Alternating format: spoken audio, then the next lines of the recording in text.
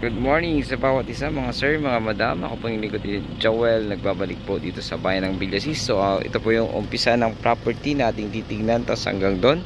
So 7,000 square meter po ito mga sir. Boundary niya po itong part na ito ng Manggahan. Tapos ito yung Ilapil. Tapos doon po yung part niya. So 20 meters frontage po ito mga sir. At the same time meron siyang haba na hanggang doon sa may mga mais. Ayan, hanggang sa may mga mais na po yan. Tapos dito sa may dito yung boundary nya. So malapad po ito.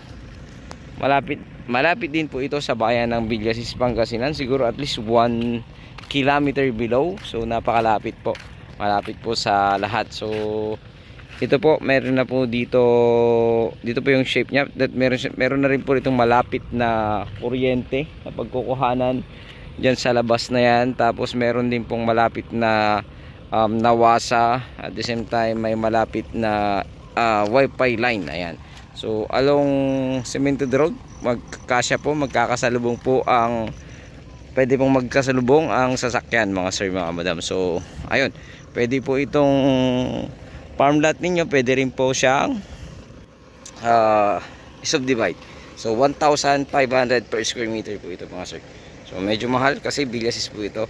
So triplex po yun, yung nakikita nyo po dun sa taas na yun, triplex po yan. So malapit po siya sa triplex, pero hindi siya allow triplex mga sir.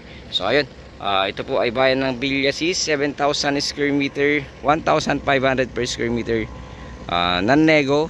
Yun po ang sabi ng seller po natin. So ayun, muli itong yung link code Agent Joel. God bless you all.